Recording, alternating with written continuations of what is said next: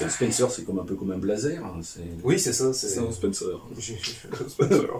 Sir. Yeah.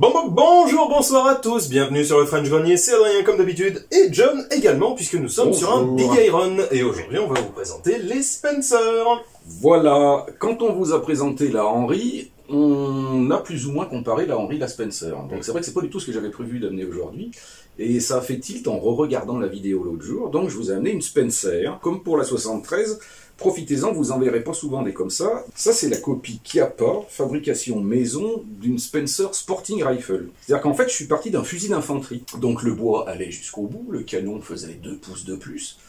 Et j'ai tout refait pour faire une copie de Spencer Sporting Rifle, qui est un modèle que Spencer, à l'époque, n'a fabriqué qu'à 2200 exemplaires environ, vers la fin de la guerre civile, en espérant choper le marché civil. Et ça a été un bide total, puisque le problème, c'est que la guerre civile ayant pris fin, il y avait sur le marché des surplus en quantité hallucinante. Là, on trouvait des Henry, on trouvait des fusils à chargement par la bouche.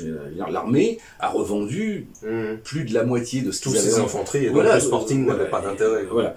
Et Spencer pensait qu'il y avait un marché, et en fait, il n'y avait pas de marché, donc Spencer a été mis en faillite. Donc ils ont cherché à vendre. Winchester a racheté Spencer, parce que Winchester aime bien racheter ses concurrents, on en reparlera peut-être un jour. Oui, ça nous rappelle certains. Et ils ont démantelé toute l'usine, en vendant les outils à gauche à droite à d'autres fabricants, et ils ont comme ça éliminé un concurrent potentiel. Oui, c'est ça, mais c'est ce qui se faisait à l'époque. Oui, oui. Je rachète mon concurrent, je le coule, et terminé, voilà, fin du problème. c'est fini, voilà. Ouais. Donc voilà, c'est une Spencer, elle est en calibre 56-50. Alors il faut savoir qu'à l'époque, en fait, les vrais Sporting Rifle étaient en 56-46. Autre erreur de Spencer, effectivement, avoir créé une cartouche spécifique. Encore une fois, et puis surtout spécifique à ce point. Voilà, c'est vraiment... Ça ne ressemble à rien d'autre. Ah ouais, c'est très très différent. Puisque les cartouches d'époque de Spencer, je vais vous les montrer. Il en existe 3 pour les modèles réglementaires. Alors je vous ai pas amené de 56-46 parce que ça court tellement pour les rues que j'en ai pas dans ma collection. Pendant la guerre civile, donc la Spencer modèle 1860 tire le 56-56. Alors ce qu'il faut savoir sur les cartouches Spencer, c'est que 56-56, c'est pas 56 de diamètre et 56 de poudre, comme 44, 40, 45, 70, 38, 40. C'est que l'étui fait 560 millième de pouce ici et 560 millième de pouce ici. Il est cylindrique. Comment compliquer les choses? Bah, oui et non. C'est avec la 44 Henry la première cartouche qui apparaît. Donc en fait on ne sait pas comment les appeler. Il n'y a pas d'appellation officielle. Donc Spencer se dit l'étui est droit, on va dire qu'il fait 56-56. Voilà. À la fin de la guerre civile, les États-Unis, l'armée américaine souhaite standardiser ces cartouches au calibre 50 parce qu'ils sont en voie d'adoption du 50-70 qui est juste avant le 45-70. Donc ils vont créer une première cartouche pour la Spencer qui est la 56-50. Alors c'est 56-50, c'est un calibre 50, qui existe en 2 versions, la 56-50 et la 56-52, sauf que la 52, elle fait pas 52, elle fait 50, et que les cartouches sont interchangeables. Hein, c'est pourquoi faire simple quand on peut faire compliqué. Alors quel intérêt de créer 2 versions du coup? C'est qu'ils ont d'abord créé celle-ci en fait, où les gorges de graissage sont à l'extérieur, et ils se sont rendus compte que ça posait tout un tas de problèmes quand on est sur le terrain avec, parce que la graisse elle prend toute la merdouille. Oui. Donc ils ont fait un étui plus lent, en mettant les gorges de graissage à l'intérieur. D'accord. Parce que pareil, on était au début de la cartouche. Est-ce qu'on devait mettre les gorges dehors? Est-ce qu'il fallait que le culot de la balle soit rétreint, pas rétreint? On s'est posé tout un tas de questions qu'on s'est posé encore plus longtemps en France quand on voit la cartouche de 1173 qui est carrément ni graissée et qui a un culot rétreint dont on sait maintenant que c'est vraiment pas la bonne solution. Voilà. La 56-46 en fait ressemble à une 56-50 sauf que là vous avez un épaulement. Donc elle est plus étroite vers le haut, et elle a un projectile de calibre 46. Voilà. C'est la seule, c'est pareil. la 56-46, hein, voilà, c'est pareil. Donc c'est une douille bouteille, mais c'est pas courant et j'en ai pas. Voilà. Les cartouches, les Spencer d'époque sont à percussion annulaire, hein, ça se voit, il n'y a rien derrière, hein, c'est annulaire. La Chiappa, effectivement, annulaire, c'est pas la peine d'en parler. Donc pour la Chiappa a créé une cartouche qui est la 56-50 à percussion centrale, donc en voilà une chargée par mes soins, où là, bah, effectivement, vous avez une percussion centrale. Il n'y a qu'un seul fabricant pour les étuis, c'est Starline aux États-Unis, mais c'est importé en France, donc on les trouve. Hein. Les copains chez Star. Voilà. On trouve des moules à balles, on trouve des jeux d'outils, donc recharger le 5650 Spencer qu'il n'y a pas, ça pose pas de problème particulier. Hein. Bah, c'est jamais qu'une 4440 surdimensionnée. C'est une espèce de grosse carte, ouais, c'est une 50. En fait, on peut dire que c'est une 50-45, puisqu'en gros, la charge de poudre d'époque c'était 45, donc c'est une 50-45. C'est pas une munition, alors c'est plus performant que le 44-40, c'est moins précis, mais c'est plus puissant, donc il y a des pour, des failles, je veux dire, c'est. Voilà. Bah, c'est-à-dire, ça dépend de ton usage. Si tu veux être précis, c'est pas terrible pour un tireur d'élite, c'est pas terrible. Ouais. Si tu veux dégommer le mec d'en face, on va dire que c'est plus efficace. Voilà. La Spencer, en gros, tout le monde sait comment ça marche, j'imagine. Hein. On en avait déjà parlé avec la Henry, je reviens là-dessus, parce que alors, la Spencer, c'est plus puissant, tout ce qu'on veut, machin. À utiliser, c'est vraiment pas pratique. Puisque, donc, le magasin est dans la crosse. C'est un magasin tubulaire, hein, qu'on déboîte en le tournant d'un quart de tour. On vide les cartouches à l'intérieur, on enfile le magasin par-dessus. Comme on fait pour une Winchester en 22. Voilà. Hein. Tous ceux qui ont joué à Red Dead Redemption 2 connaissent. Absolument. Moi, j'ai jamais joué, mais je vois ce que c'est quand même. Le problème de la Spencer, c'est que le mouvement du levier n'arme pas le chien. Hein. C'est pas une Winchester. Donc il faut, quand on veut l'utiliser, si on l'utilise de façon cohérente, on met le chien à la sécurité. On ouvre, on ferme, on arme le chien, on tire. On remet le chien à la sécurité, on ouvre, on ferme, on arme le chien, on tire. Dit comme ça, mais tu verras tout à l'heure où pas te dire. Quand t'es un peu pressé et que tu penses pas à ce que tu fais, oui, ça doit être quelque chose. En plus, dans les Spencer, il y a un extracteur qui est central, qu'on voit ici. Parce qu'en fait, c'est un bloc roulant, c'est jamais qu'un énorme rolling block, ce machin. C'est plus vicieux que ça, c'est un bloc tombant roulant. C'est-à-dire qu'en fait, le bloc qui est ici, est monté sur cette partie-là qui tourne, mais ce bloc-là, lui, il monte et il descend. Alors on le voit quand on le ferme, à un moment, clac. Et en fait, il vient se verrouiller entre ici et ici. Donc mécaniquement, en plus, alors à l'époque, à fabriquer, c'était une usine à gaz. Ah bah rien de ce que je vois là. Oui, c'est extrêmement complexe. Quand Spencer a dessiné la version finale, il s'est mis d'accord avec Sharps. Et en fait, il y a des tas de pièces qui sont des pièces de Sharps. Mais ça m'étonne pas parce qu'elles ont quand même des atomes crochus, c'est carabines. Le chien, c'est un chien Sharps. Les détentes, c'est une pièce Sharps. Toute la plaque là était c'est Sharps. La platine, c'est une platine de Sharps recoupée. Le levier, c'est un levier de Sharps usiné différemment à l'avant.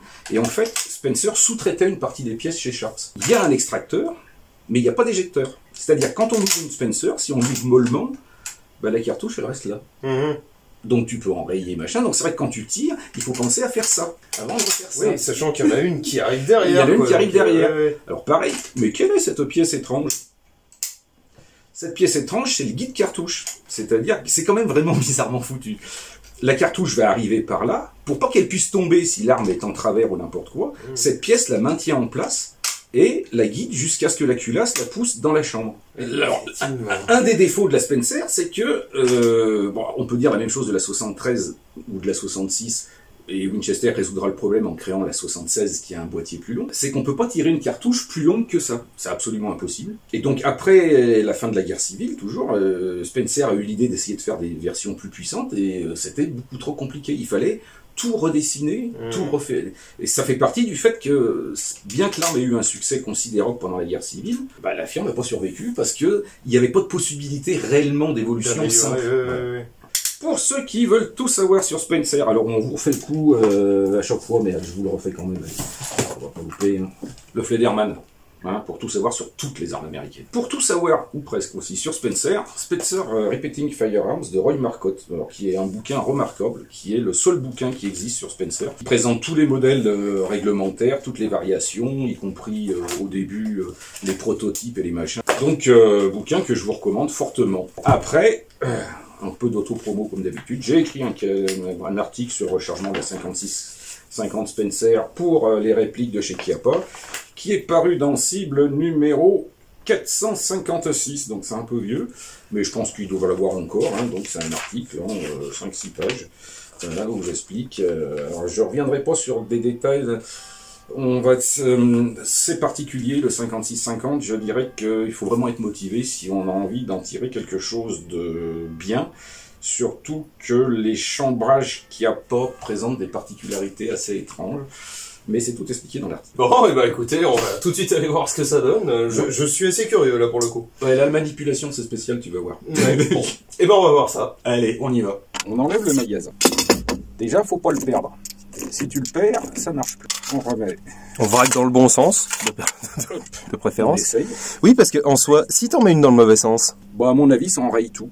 Ouais. Voilà. Mais tu ressors le truc et tu vides tout par derrière. Si tu l'as pas trop coincé, ouais, effectivement. Ouais, Donc, ce qu'on va faire, c'est qu'on va armer le chien complètement.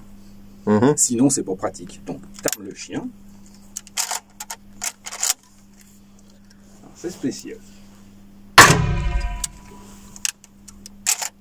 Voilà. C'est ce que je dis. Il n'y a pas d'éjecteur.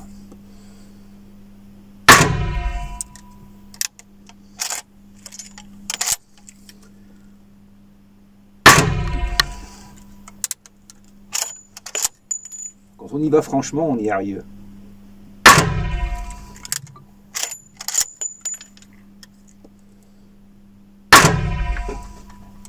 Et là, c'est vide. Voilà. Donc, c'est sympa, mais c'est nettement moins pratique qu'une vraie carabine à levier. Non, mais ça, il n'y a pas photo. Hein, en revanche, quand j'entends le poids des douilles qui tombent... Ah, oui, les tuer. Ouais. Oh. J'avoue, ça donne envie, hein, cette merde-là. C'est assez rigolo, ouais. En fait, il faut bien la pencher. Si tu la penches bien, l'étui, il tombe. Putain, mais le truc, il est là. Cette merde. Bah, il y a le culot et épais, quand même. Preuve par A plus B, quand même, que c'est bien. Je me répète, mais pour les joueurs de RDR2, le rechargement de la Spencer à cheval, j'y crois pas une seconde. Hein. C'est un tube de combien, au fait? 7. T'as 7 coups dedans. 7 coups? Ouais.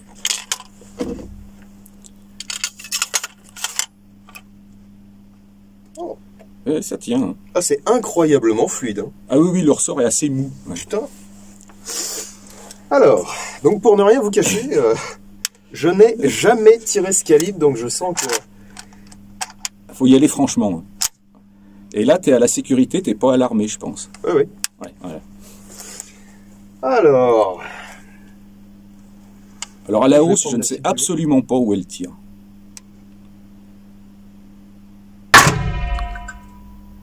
Ah non, ça va. Ah oui, non, le projectile fait 350 grains. Et la charge de poudre est un peu supérieure à celle d'une 44-40.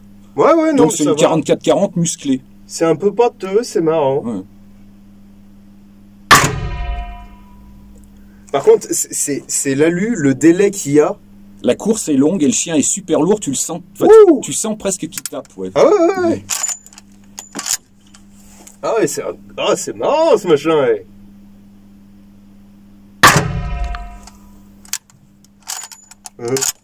Ouais. T'es plus doué que moi finalement. Ouais, il faut y aller vraiment franchement si on veut que ça sorte.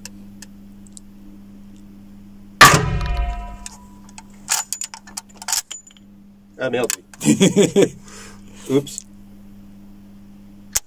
Ah merde. Ah, il y en a plus. C'est fini. Attendez, 3 coups de plus. Je m'amuse là. Ah non, c'est super marrant. Alors c'est vrai que... Putain, on a presque envie qu'elle nous kick un petit peu plus, quoi, parce qu'on se dit... Merde. Alors c'est vrai que c'est trop drôle, ce machin. Ouais. En gros, là, on est à la puissance d'époque. Mais les Spencer Army Sport, enfin qui a pas Army Sport, c'est la même boîte. Hein. C'est quand même blindé. On peut charger plus costaud que ça, hein, si on veut. Il n'y a pas de souci. Bon, après, il faut quand même rester raisonnable. Oui, c'est un calibre qui est quand même pas négligeable, effectivement. C'est des projectiles de combien, ça? 350 grains. Ah ouais.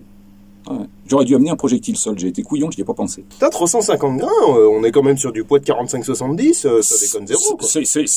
Oui, le poids le plus léger en 45-70 c'est 300, le poids standard c'est 400, et le poids sur les trucs de match c'était 500. Donc 350 où ça commence à faire un projectile qui pèse, quoi. Ah oui, on en voit un gros pruneau quand même. Hein. Ouais. Bah, le 45 long Colt par exemple c'est 250. Ah ouais. Et le 44-40 200. Donc oui, et puis oui c'est un calibre 50.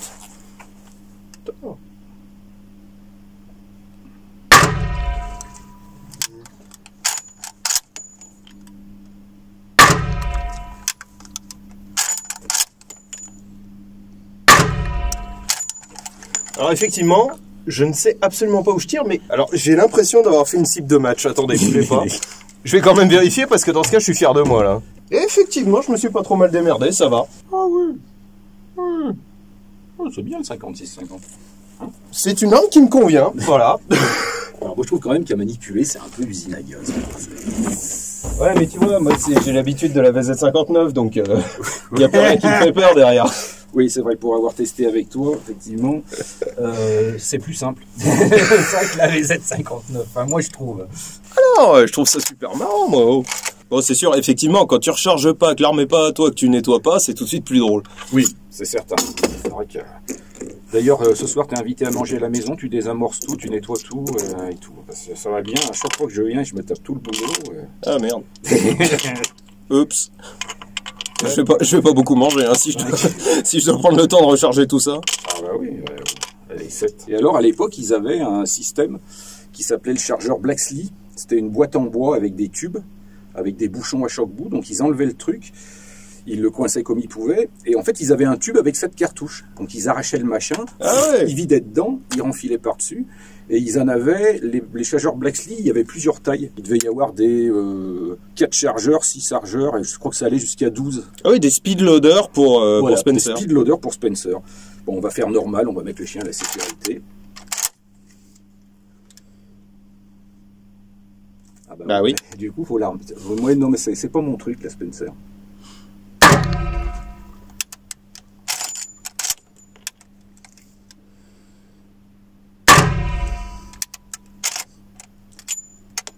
Là, t'es plus doué que moi avec cette carabine. Voilà, c'est une histoire de... C'est ça, mais moi, elle veut pas. C'est pas mon truc, la Spencer. Je suis bien content d'en avoir une, mais je vais être franc, je tire quand même pas souvent avec.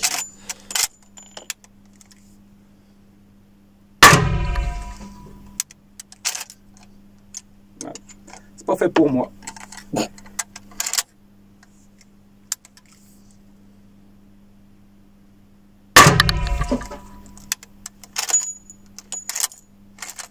Ah, il y en avait encore une. C'est pire que la Henry, tu la charges le lundi et tu tires toute la semaine.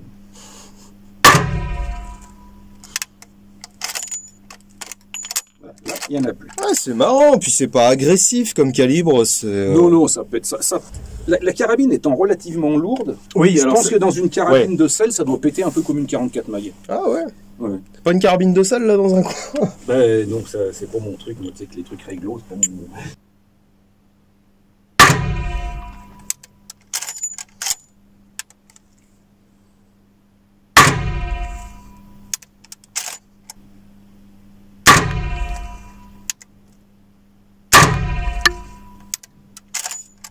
Ah bah tu vois, je regarderai les Sharps du boulot avec un petit peu plus d'affection désormais. Ah, je m'éclate comme un petit fou, moi, avec ce machin. Tiens.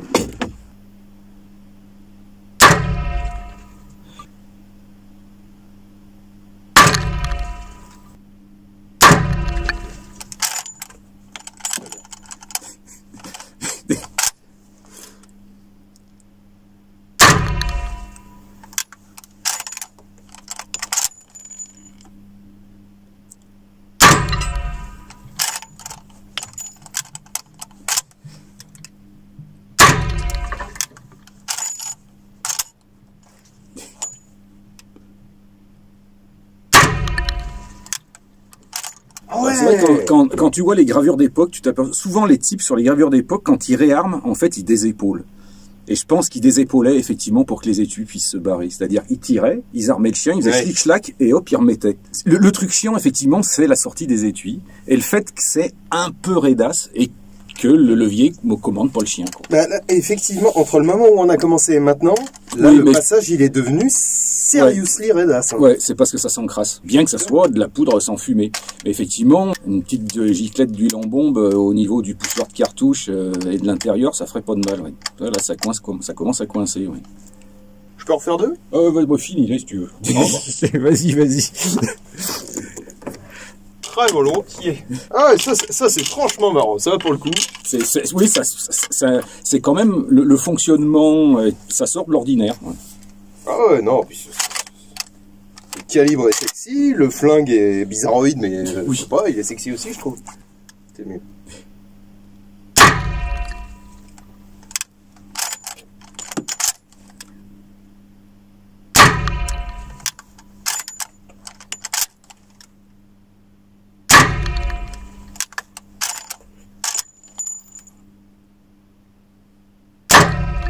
Il m'en reste une? Ouais.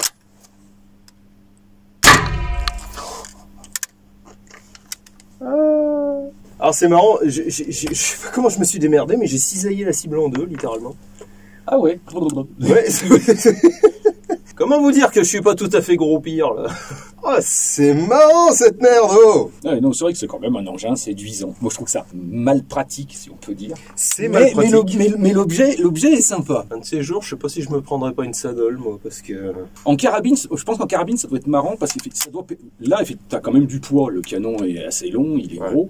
En carabine, j'ai jamais eu l'occasion d'essayer, mais je pense qu'en 56-50, ça pète. Bon, bah... Ouais. Voilà. Ça, je suis légèrement séduit. Alors, ça me fait... Oui, effectivement... Alors, sérieux, ça me surprend que ça... Ouais. C'est plus séduisant qu'une 66 ou une 73. Ouais. Ah ouais. Carrément, ouais. Je m'amuse 1000 fois plus là-dessus que sur toutes les autres qu'on a déjà Alors fait. moi, je trouve ça un peu prise de chou à utiliser. Voilà. Mais c'est peut-être ma passion pour les prises de choux, en fait. D'accord, ouais. C'est peut-être ça, en fait. Pour moi, je trouve ça, ouais, c'est un peu compliqué. Ouais, non, ça me fait bien rigoler. Bon, effectivement, j'aimerais pas avoir la recharger. Bah, merci beaucoup d'avoir ramené ça, parce que alors ça c'est rigolo, ça. Vous voyez, c'était la surprise pour moi. Voilà, c'était la surprise. J'avais dit que j'amènerais une surprise. Et c'était une pure bonne surprise. Fais des surprises comme ça plus souvent. D'accord. Ça me plaît bien. Je vais voir ce que j'ai d'autres qui sont un peu zazou. Mais j'ai déjà une idée, on en a parlé tout à l'heure. Voilà. Bon, bah écoutez, on vous souhaite une très bonne continuation. Amusez-vous bien. Dites-nous avec quoi vous vous amusez en ce moment, parce que ça fait plaisir de se faire plaisir. Tout à fait. C'est d'une logique formidable ce que je viens de dire. Bref, sur ce, amusez-vous bien, mangez des légumes et buvez de l'eau. Ciao. Ouais, salut.